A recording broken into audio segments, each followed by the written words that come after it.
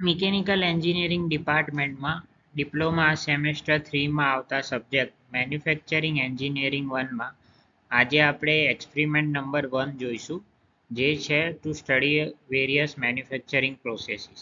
એટલે કે આજના જે એક્સપેરિમેન્ટ છે એમાં આપણે જે મેન્યુફેક્ચરિંગ પ્રોસેસીસ છે એ કયા કયા ટાઈપ્સની છે એ જોઈશું.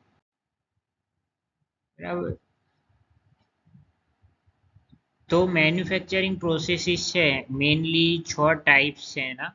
અને જે આ મેન્યુફેક્ચરિંગ પ્રોસેસીસ છે એનો મેઇન હેતુ એ છે કે જે રો મટીરિયલ છે જે અર્થ અથવા એન્વાયરમેન્ટમાં અવેલેબલ હોય ત્યાંથી લઈને એને ફિનિશ પ્રોડક્ટ કે જે યુઝફુલ પ્રોડક્ટના ફોર્મમાં આપણે કન્વર્ટ કરીએ છીએ ત્યાં સુધીના જે ડિફરન્ટ સ્ટેજીસ છે એના પ્રમાણે દરેક સ્ટેજ ઉપર અલગ અલગ મેન્યુફેક્ચરિંગ પ્રોસેસીસનો યુઝ થાય છે. તો જે મેન્યુફેક્ચરિંગ પ્રોસેસીસના ટાઈપ્સ છે એ એના સ્ટેજ વાઇઝ એનું જે સ્ટેજ પ્રમાણે એનું કન્વર્ઝન થાય છે એના બેઝ ઉપર છે. તો એ જે કઈ કઈ કેટેગરી છે, તો સૌથી પહેલી છે પ્રાઇમરી શેપિંગ પ્રોસેસીસ. એના પછી છે સેકન્ડરી ઓર મશીનિંગ પ્રોસેસીસ. થર્ડ છે મેટલ ફોર્મિંગ પ્રોસેસીસ. ફોર્થ છે જોઇનિંગ પ્રોસેસીસ. ફિફ્થ છે સરફેસ ફિનિશિંગ પ્રોસેસીસ. બરાબર. તો હવે આપણે જે આ પ્રોસેસીસ જોઈ એ દરેક પ્રોસેસનું થોડું ડિટેલમાં સમજીશું આપણે. તો પહેલું છે પ્રાઇમરી શેપિંગ પ્રોસેસીસ. અને આ જે પ્રોસેસીસ છે એને ફર્સ્ટ સ્ટેપ પ્રોસેસ પણ કહેવાય છે, કારણ કે જે રો મટીરિયલ છે એના ઉપર સૌથી પહેલા જે પ્રોસેસ થશે એ પ્રાઇમરી શેપિંગ પ્રોસેસીસ હશે. તો એ શું કરે છે, જે રો મટીરિયલ છે એને એક બેઝિક શેપ આપે છે. બરાબર. અને ડાયરેક્ટલી જે એમોર્ફસ કે રો મટીરિયલ હોય એનાથી આ જે પ્રોસેસ થાય છે. શાના માટે યુઝ થાય છે, તો બિલેટ, સ્લેબ ને કાસ્ટિંગ આ બધી જે વસ્તુઓ છે એને બનાવવા માટે પ્રાઇમરી શેપિંગ પ્રોસેસીસ યુઝ થાય છે.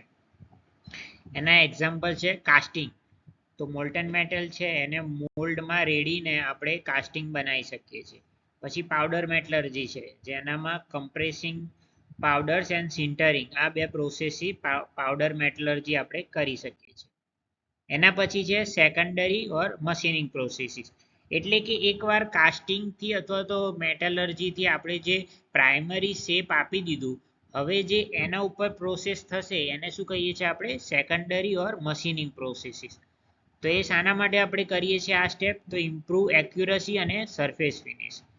પ્રાઇમરી શેપિંગને બેટર અથવા એનું પરફોર્મ જે છે એને એના ઉપર પ્રાઇમરી જે શેપિંગ પ્રોસેસ છે એના પછીનો જે સ્ટેપ છે એની આ એક્યુરસી અને સરફેસ ફિનિશ ઇમ્પ્રૂવ કરે છે. એક્ઝામ્પલ્સ કયા છે, તો turning, threading, milling, drilling, boring આ બધી શું છે એ સેકન્ડરી અથવા મશીનિંગ પ્રોસેસીસ છે. ગ્રાઇન્ડિંગ, બ્રોચિંગ અને અનકન્વેન્શનલમાં ECM, LBM, AJM, USM, CNC, NC. બરાબર. તો આ બધી જે છે એ શું છે, સેકન્ડરી ઓર મશીનિંગ પ્રોસેસીસ. થર્ડ છે metal forming processes. Metal forming processes છે એ ફોર્સનો યુઝ કરે છે મટીરિયલને ડિફોર્મ કરવા માટે. બરાબર. એના ટાઈપ્સમાં આવે છે હોટ વર્કિંગ. એટલે જે રિક્રિસ્ટલાઇઝેશન ટેમ્પરેચર હોય મટીરિયલનું એના અબાઉ ટેમ્પરેચર પર હોટ વર્કિંગ થાય છે. ફોર એક્ઝામ્પલ ફોર્જિંગ, રોલિંગ ને એક્સટ્રુઝન. એનો જ બીજો ટાઈપ છે કોલ્ડ વર્કિંગ. હવે કોલ્ડ વર્કિંગ જે છે એ રૂમ ટેમ્પરેચર અથવા તો જે રિક્રિસ્ટલાઇઝેશન ટેમ્પરેચર છે એનાથી ઓછા ટેમ્પરેચર ઉપર થાય છે. અને એના એક્ઝામ્પલ છે રોલિંગ, ડ્રોઈંગ અને પિયર્સિંગ. ફોર્થ જે મેન્યુફેક્ચરિંગ પ્રોસેસીસ છે એ છે જોઇનિંગ પ્રોસેસીસ. એટલે આપણે જે પાર્ટ્સ છે એને અસેમ્બલ કઈ રીતે કરી શકીએ છીએ એના બેઝની પ્રોસેસીસ છે.